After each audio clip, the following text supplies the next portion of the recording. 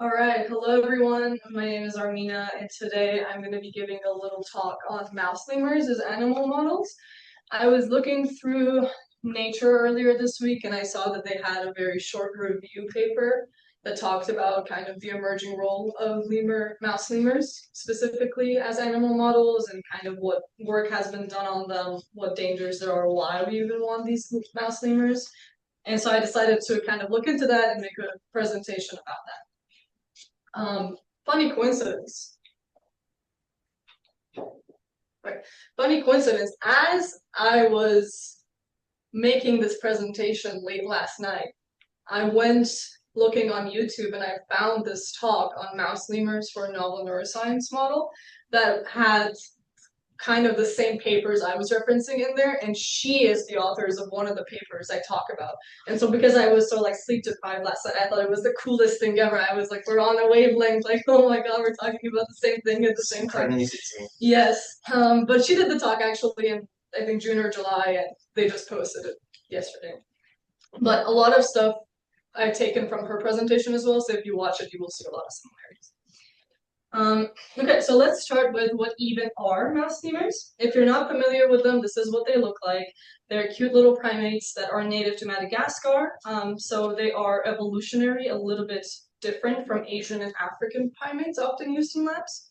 They're an arboreal species, meaning they live primarily in trees. They're also nocturnal.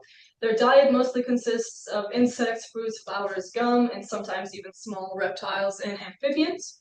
They are the smallest living primate on Earth, and they're all what that means is that they're difficult to tell apart based only on their physical features or their morphological differences, but they have high genetic diversity. There are 24 known mouse lemur species. I think the one that's most commonly used in studies in labs is the gray mouse lemur, but there might be ones that are done on other mouse lemurs as well. And the reason why they're a cryptic species is in large part due to the fact that they're nocturnal. So they mostly rely on auditory and vocal systems for interaction, survival, and finding mates, more so than visual cues. Yeah, that's what they are. Now that we know what they are, let's kind of look into why we need them as an animal model and why our current models aren't sufficient enough. You can see a screenshot of this paper that I put here called The Mousetrap, which is an apt name.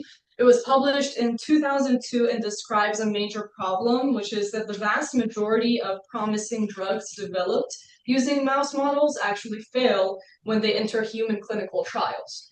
A mouse model, for example, may show all the key molecular lesions of a disease, but fail to exhibit the actual clinical symptoms or behavioral deficits and seen in humans. So a lot of challenges persist in translating rodent-based findings to primate biology, behavior, and human-relevant diseases. What are some of the specific ways that rodent-based findings don't always translate to primates or humans? Well, one is that rodents live relatively short lives. They are genetically bred to have fast histories, rapid maturation, short, intense reproductive life, and low survivorship. Whereas primates have long lifespans and few offspring. Therefore, they're genetically poor models for human aging and specifically chronic conditions of aging like Alzheimer's or things like that that happen in humans. It's difficult to fully replicate a decades-long pathological process in an animal that's designed to only live 2 to 3 years. This also impacts some studies that are done on social behavior, attachment, and neurodevelopmental disorders like autism, where long-term social bonds have an effect on the behavior of humans. Our visual system is completely different. Rodents see with very low resolution, 22,000 vision, and they don't track objects, whereas primates are highly reliant on vision. Primates' hands and the associated neural motor control centers are far more complex. Primates have the manual dexterity to grasp objects and create tools that can't be modeled in rodents. This affects research into motor function disorders like Parkinson's as well, because we can't see the effects in rodents. Kind of leaning into that, higher order brain functions like cognition, elaborate vocal communication are limited or absent in rodents. Many brain areas, such as the neocortex, have species-specific functional organization. So they're going to look different based on the species you look at. And rodents also have very smooth brains, which is unlike the primate brains that have excessive or extensive cortical folding and complex layered organization. They also have a good bit of genetic distance from primates, and I'll show that more clearly in an upcoming slide.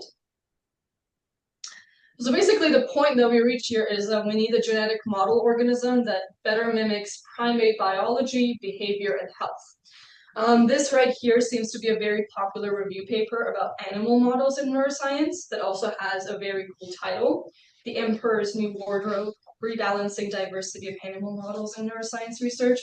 Here, kind of the magnificent wardrobe in the metaphor is the magnificent rodent that everyone uses. Everyone invests in and views as the research tool for neuroscience. And the invisibility illusion is the illusion of translational success. So researchers continue to use the mouse model for human diseases, especially when they know that the results fail to translate to human or clinical cases, and everyone is afraid of admitting the limitations of this model until the little crying child, or in this case, the comparative neuroscientist professor author, calls out that there is a need to diversify the models used to address different research questions that we have. And there's this popular principle you see down at the bottom left, I think it's called, I don't know how to pronounce it, Crofts principle, I don't know, which says that for a large number of problems, there will be some animals of choice on which it can be most conveniently studied. So for whatever problem we look at, we need to find a model that best and most conveniently mimics that or has that ability for us to study. And several examples of that can be seen on the right in that little figure.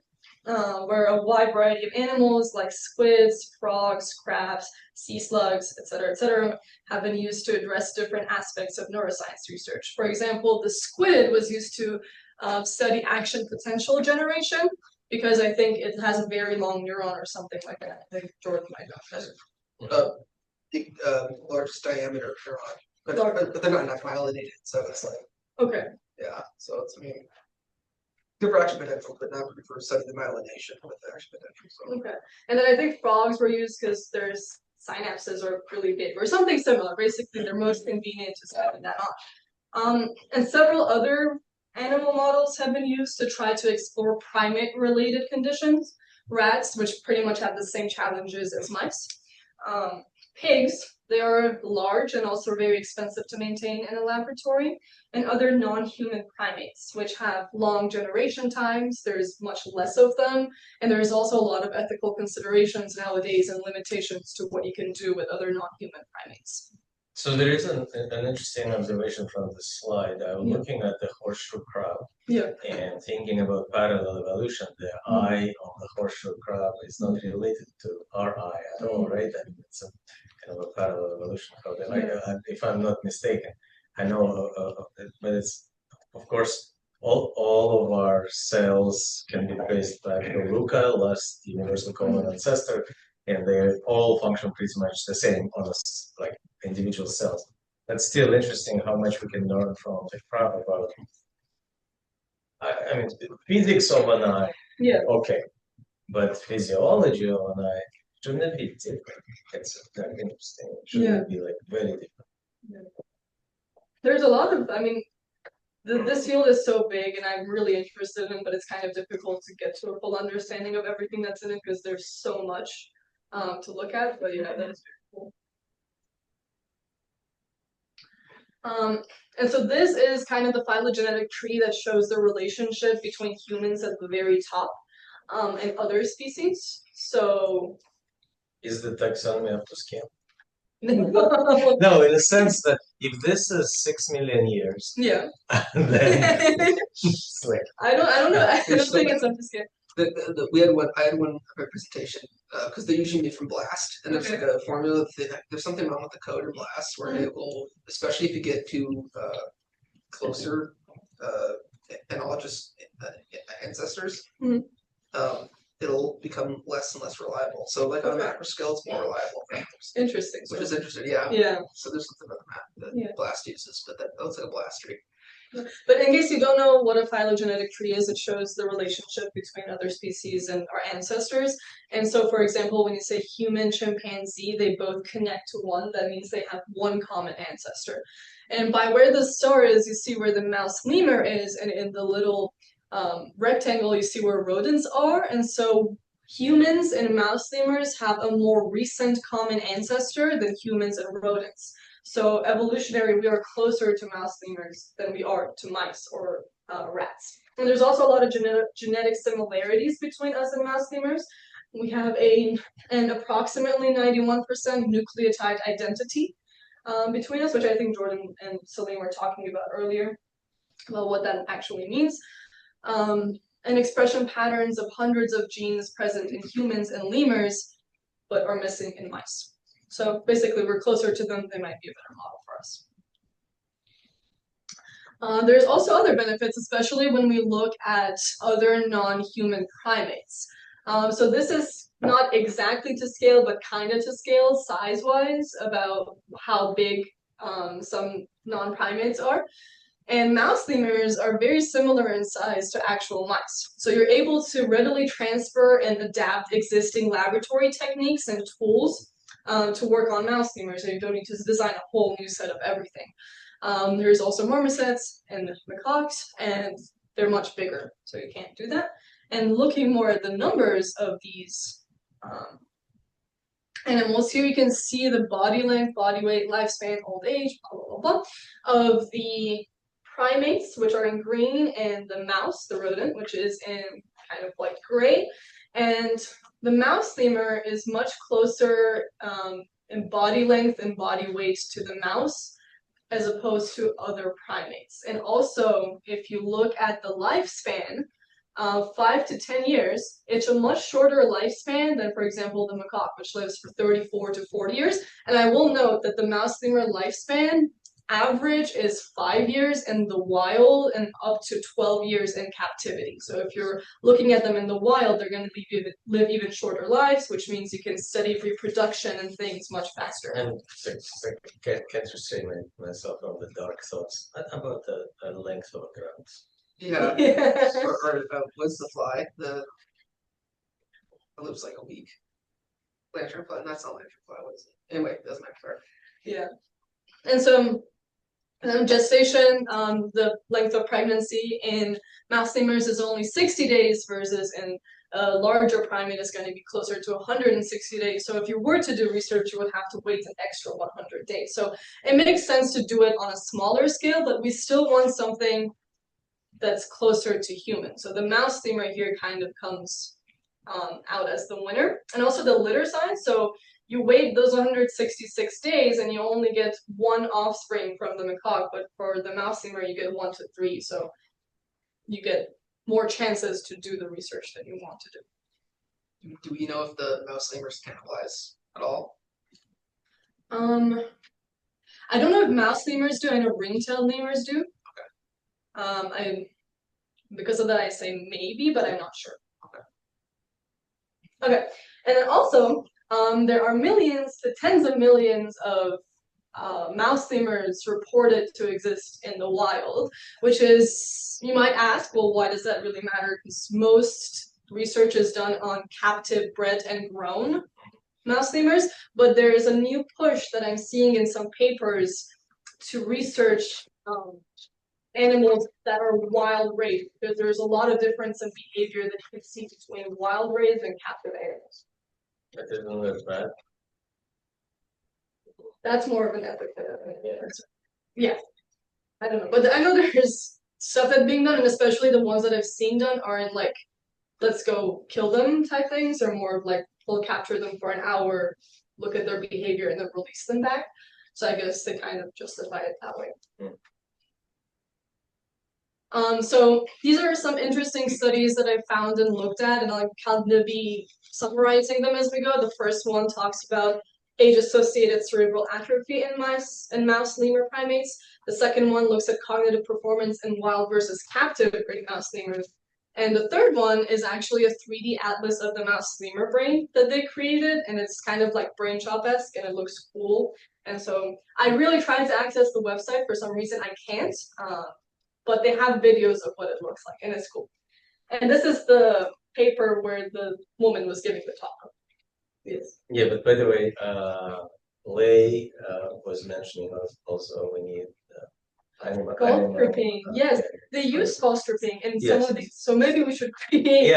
Like since you're rich, we Yes. should create a lemur edition. Lemurs are my favorite animals. So anything with lemurs, I'll be happy to. Okay, so the first study. This was published in 2011, I think, 2009. And it talks about age-associated cerebral atrophy in mouse lemur primates. So the objective of the research is to look at the progression pattern of age-related cerebral atrophy, and where does it start regionally and where does it go, and also correlate those findings with post-mortem neuropathological markers of Alzheimer's disease. For this, they took about 30 gray mouse lemurs. These were born and bred in captivity. They had 3 kind of different age groups, 7 young adults. This was from 1.9 to 2.5 years, middle-aged 3 to 5.9 years, 11 of those, and then 6.4 to 11.3 years old, 12 of those that were considered age. And they kind of took there were 2 parts of this research. One, they did MRI imaging of the lemur brains. They segmented them and they did analysis of atrophy on those segmentations, and then 5 of those lemurs died within 1 year of the MRI scans, and so they cut up their brains and they looked at some neuropathology stuff that happened. This is kind of the MRI imaging and processing, kind of on the top right. The quality of these figures in their paper was really bad, so I apologize. But they take an MRI, they correct it by phantom, they skull strip the lemur brain, it using this specialized algorithm into CSF, gray matter, and white matter. And then they analyze the CSF volume. So the CSF volume is used as an index of atrophy. They measure it in 6 distinct regions of the periencephalic spaces, I don't know how to pronounce that, surrounding the cortex. And those 6 regions are listed there, and you can also see them marked on the lemur brain on the bottom right figure. Those regions are the frontal and parietal cortex, the frontal ventral region, the temporal cortex, the secondary parieto-temporal cortex, the occipital cortex, and the interhemispheric fissure in the anterior parts. And the atrophy stages that they defined based on they defined it based on the natural CSF variation in the young adult cohort. So stage 0 would mean it's below a threshold, so it's fully healthy, there's no atrophy. And stage, I'm going to just say 1 or 2, means there is moderate or severe atrophy, and it's above established statistical thresholds that they determined. And on the right, you can see a picture of a normal, healthy lemur brain versus an atrophied lemur brain on the right. And the white parts specifically are the CSF that has grown. So they found that 61%, so 14 out of 23 of the middle-aged and aged lemurs displayed a significant cerebral atrophy process, and significant correlation was found between age and total cortical atrophy index and total brain atrophy index. And the pattern they found was that CSF accumulation or atrophy started in the frontal regions of the brain and then spread rostrocaudally towards the occipital cortex, and you can see the different stages of atrophy in this figure at the bottom. Then they did some post-mortem histological analysis on 5 of the animals, again, that they died. 1 of them was healthy, or 2 of them were healthy, 1 was stage 2, 2 were stage 4. And they found that extracellular amyloid or amyloid plaques were observed in 2/3 of the atrophied animals. But deposition was low compared to human Alzheimer's disease and transgenic mouse models. And they also observed that tau pathology was detected in the hippocampus of 2 severe atrophy cases, but also in 1 of the non-atrophied cases. So the conclusion that we get from all of this is that extracellular amyloid deposits or tau pathology by themselves do not directly explain cerebral atrophy. So there's something else that's causing that to happen. And if you look at this figure, the middle row C is the amyloid plaques in humans, and D is the amyloid plaques in the mouse lemurs, which I think is pretty cool. All the atrophied animals had high intracellular accumulation of alpha amyloid beta plaques in the hippocampus. So the atrophy process is hypothesized to be most clearly linked to intraneuronal amyloid beta accumulation. So, and this precedes the extracellular plaques in human Alzheimer's disease and certain Alzheimer's disease mouse models. Are there any questions about that? I know I kind of just said a lot of words. And I'm not sure what that figure is, but it was there because I had. Yes, I think it's the looking at a specific gene that they found, or molecule. It was CP13, I think, or something like that. It's related to the tau thing. So you're disconnected. Yeah, they're disconnected. I just don't know exactly what it is. That's kind of the first study. And then the second study, which I found really interesting, was meant to evaluate the impact of origin, so captive versus wild lemurs, on 3 different domains of physical cognition in mouse lemurs, and to determine whether environment confounds age-related cognitive decline. And also then, if the environment profoundly shapes the cognition, can we trust study results from captive-raised animals? Or do we need to move more towards wild-raised studies? So for this, they had 34 captive lemurs, 16 males, 18 females, and the mean age was 62.7 months. And then they had a bunch of wild lemurs, mean age 11.7 months. So you can see the mean age is completely different in both of those groups.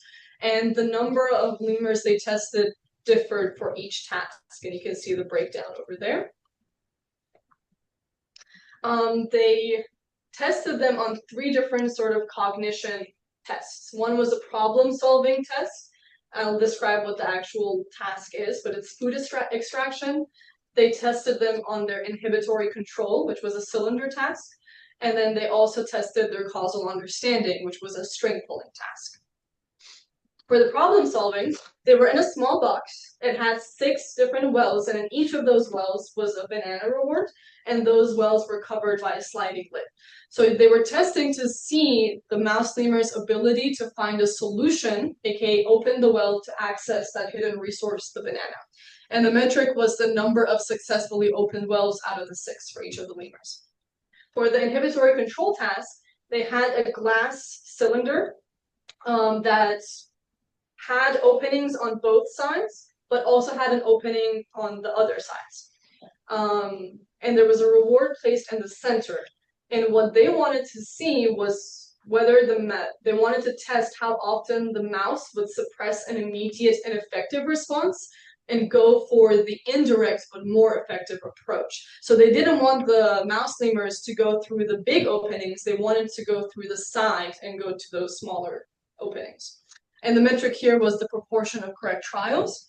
You can kind of maybe see it better over here. They didn't want them to go through these 2 big openings, but there was an opening over here that they wanted them to go to. And then the last one they tested was causal understanding, and they had a thin plastic string attached to a food platform. The mouse lemurs had to pull the string to lower the platform and grab the food, and they were testing the understanding that the action causes the desired result. And the way they measured this was the time from first approach to obtaining the actual food, from when they stepped onto the platform to when they got the food. And the results are very interesting. So if we look over here in the problem solving first, we can see that wild mouse lemurs showed significantly higher success rate, 100% versus the 88% that captive mouse lemurs showed on this task. And I'll come back to the inhibitory control in a second. But in the causal understanding, we also kind of see this relationship. Wild lemurs had significantly faster acquisition than captive animals. So the captive animals took up to less than 2,000 seconds to understand that you need to pull the string to get the food. But wild-raised lemurs did it super quick, mostly. And then the inhibitory control, They actually had similar success rates between the two groups on this task, but there was an interesting age-origin interaction. For the captive group, which we can see up here, the proportion of correct trials significantly decreased with age. With age. So there is a possible age-related cognitive decline that we can see in the captive group. But for the wild group, which we can see down here, the proportion of correct trials did not decrease with age. It remained stable and even maybe slightly increased. And so cognitive maintenance is possible under naturalistic conditions is kind of the conclusion that they reached from this. Some grains of salt. I have a simple explanation. Yes. Those who get less smart, those. Yeah. Yeah. And so there are some factors that they point out that most definitely would have affected this, and it's one, the wild gray mouse lemurs. Again, remember the mean age is much less than the captive counterpart age, so that could possibly have a huge effect. And wild animals may perform better at problem-solving tasks than captive ones due to there are higher environmental dynamics and food availability and food quality in the wild, so they need to kind of, again, be smarter, be faster. And motivation is also a very important factor here. You have higher energetic needs in the wild, resources are more scarce, so your motivation to get to the food is much higher than if you're captive and you're kind of just being fed. There's also differences in husbandry regimes, which can cause different states of attention, which will affect how the mouse lemurs perform on these tasks. Potential implications of it, though, the captive environment might not represent normal aging. And so it might skew the data that we use to model human neurodegenerative disease progression. So there is a conversation here to be had about how much to trust these captive results and what to do about it if you want to study these in wild grown mouse lemurs. Because again, there's a lot of ethical considerations there. And lab-based measures. I totally disagree. The captives are much closer to how humans live than in the wild. Again, in the wild, there's weeding of all of the wick. Yeah. And humans have domesticated themselves with domesticated animals. Yeah. And we just keep living. So the captives are close to the normal aging of humans. Because our humans don't die when they are unable to do stuff. Wouldn't the aging just in general, like, just skew it? I know for Huntington's disease we have a CAP score, which is what CAG beats multiplied by age and then a constant. I'm just kind of curious if that's what they are talking about at all, as opposed to just kind of confounding factors are such that whatever is written in the first bullet point is weird. Yes. Yeah. I mean, I just thought it was interesting. I'm not necessarily saying that I agree. It is interesting. Yeah. And then maybe we need to change the lab-based measures of cognition to make them more encapsulating of what human cognition looks like. And then motivation, they talk a lot about how motivation is a big factor in these results and how that by itself needs to be studied further. And then the third study is this e-lemur thing, which is the first comprehensive cellular resolution 3D digital brain atlas for gray mouse lemurs. And it's established as a foundational reference source for more research to be done on mouse lemurs.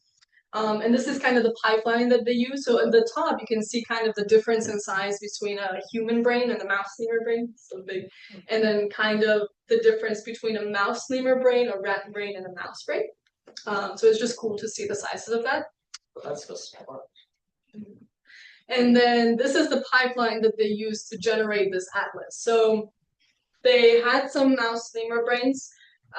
They cut them up and they did block face imaging, which is they take a picture of every slice I think before they cut it, because then that's helpful later for registering it to the correct space. They did a multiplex immunohistochemistry thing, which I don't understand. But I think they were looking at the different cell types that are available and the density of the cell types in different regions of the brain. And then they put all of those into a 3D type thing. They annotated the different regions, aligned it, did some cell detection, deep learning, mask RCNN thing, and then they uploaded it all to a web-based atlas that you can use. And they have cool videos. I'll show the coolest one first, and then I'll go back and show. These are the outputs. They have a 2D reference atlas, which is a gallery of annotated slices you can see on the left.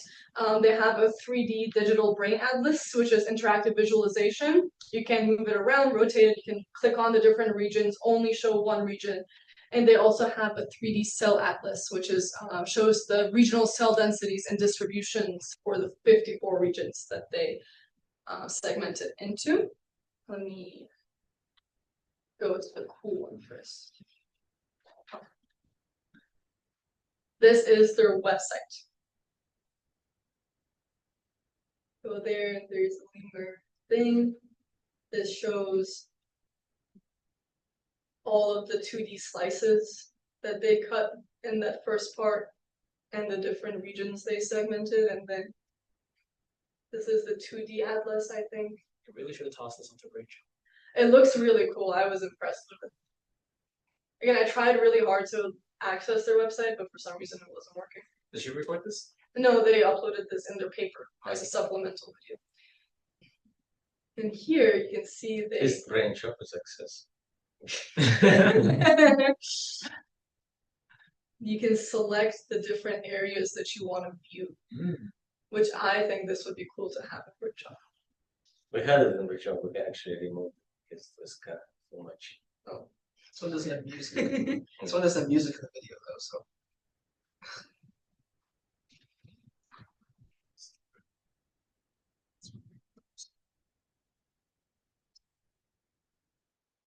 Yeah. They also have this cell atlas, which kind of just shows, I think, the densities of different cells in the different regions. And then I'll play another of the cool videos, and I'll just give my concluding thoughts, which are that it's an interesting new animal model. But there are, of course, concerns with it, and there are downsides with every animal model, including this one. And there's also, in the initial review paper, they expressed a lot of concerns about the fact that the massive amounts of... Are there any open source fMRI datasets for lemurs? I don't think there are any open source ones. I recall seeing a paper that used resting state, maybe, or maybe I'm hallucinating that. I can look more into it, but I didn't see any open datasets out there. But yeah, there's a lot of risks, environmental risks, that are also endangering mouse lemurs. Lemurs are the most endangered mammal, I think, on the planet. Massive deforestation, burning, slashing, etc. The original review paper, again, calls for, you know, just paying attention to that and trying to preserve them as much as possible so we can look more into why or how they might be useful for us to study human and human-related pathologies. But yeah, that's it for my talk. Was that they had with the cool video number 2? Was that PET that they use? They use MRI. Use MRI. Okay. Yeah. How did they? So I have a question. How did they know which what the monoamines are being set between the neurons? Because they had them color coded. I'm just thought that was kind of what that. So I don't have a perfect answer for you because I didn't understand what they were saying, so I kind of skipped over it. But I know that they were looking at like 4 or 5 different cell types specifically, and they manually found those, I guess, and then they trained a model that could detect them. I see. Okay. I vaguely remember that. Got it. Okay. I don't know, is it talking about this one or the second one? This is this one because they had the glutamate transporter, and I was just like, okay, so they must have like tagged or something. Okay, but they just deep learning. Okay. Yeah. Well, I mean, they did both the like initial labeling and then the training for the deep learning model on the initial annotations that they did. That's interesting. Still beats PET.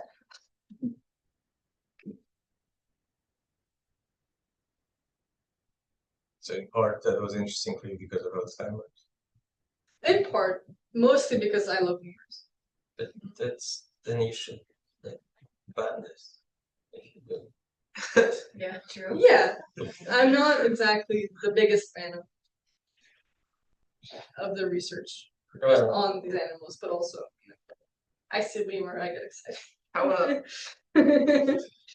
How high is their genetic variability? okay, that was mentioned. Super. It was like really high, but like how high? Or like I know there's a formula. I don't have a metric for you, but Okay. I know I read that they had really high genetic diversity between the different species. That's really interesting because like I think of California condor, they have like really low genetic variability, but they're really limited. So there's a lot of crossbreeding issues. But because you think because we're deforesting them, they're all clustered together. So that's really interesting. I don't know. And they look all the same. Yeah, that's what I was kind of like. Phenotype is the same, but There's Yeah. high genetic variability. Are they How do they know? Madagascar or Yeah. So, I know, I think so. I don't know for sure whether they're only, I know they're like endemic to the region. I don't know if any of them have been transported to different islands or forests in that like region of Africa. It's usually didn't end well. Yeah. You know, the expense of that. Yeah, they have they have a lot of predators, so they get eaten a lot. That's why their mean age in the wild is so low compared to in captivity. So I feel like if they were taken, they wouldn't necessarily survive. Yeah, just a kind of a side thought is that they're measuring those wild animals that are smart, but they caught the dumbest ones. Yeah. Sample bias. Sample bias. It's like Definitely a sample bias. yeah, well, imagine how smart the other ones that didn't fall for their. Also, they're testing some of those tests are based on mice though too. So I'm kind of curious about if they use like mice for controls just to see if there's any species. So I don't remember which one. I think kind of this one. It said that these trends were also observed in other primates. Oh, okay. So I would assume they would also maybe observe them in rodent models as well. I just think it's funny that mice are still more blind than I am. By like Yeah. Yeah. by one line. By one line. I'm 20,000, so that's great. Happy about that. And they're fine, right? Yeah, they're fine somehow. I don't know. I How don't know the, that. how are they? 22,000. That's interesting. Okay, well then there is a talk, not a talk, like a panel, which Mike is a part of in 20 minutes. Are you in the panel? Are you sure there was a panel? Yeah. Because I thought there was something else happening altogether. There's like the research thing that's happening where we're talking to somebody else Yeah. and a speed researching or something like that. At 1 o'clock? Yeah. Interesting. Yeah. I don't know. That's what I told. Well, that's what Dina asked me, and I told her October 17th was good. So Yeah, I think Lina told me panel is happening yesterday. Did we discuss that yesterday? yeah. The Oh yeah, yes. That's all. Or next year. Yeah. No, but yeah. Yeah. Also, we're trying to get Mike to. Well, no, it's confirmed. Mike is giving a talk next week with tentative title "How to Get a Job by Posting Memes on Twitter or X." I don't know what your actual title will be, and I will try to organize it university-wide. I will send it to Dean. And we'll see. Okay, anyways, we're still recording. Thanks everyone for listening, and thanks to Jay for joining, and thanks again for popping up in person last week.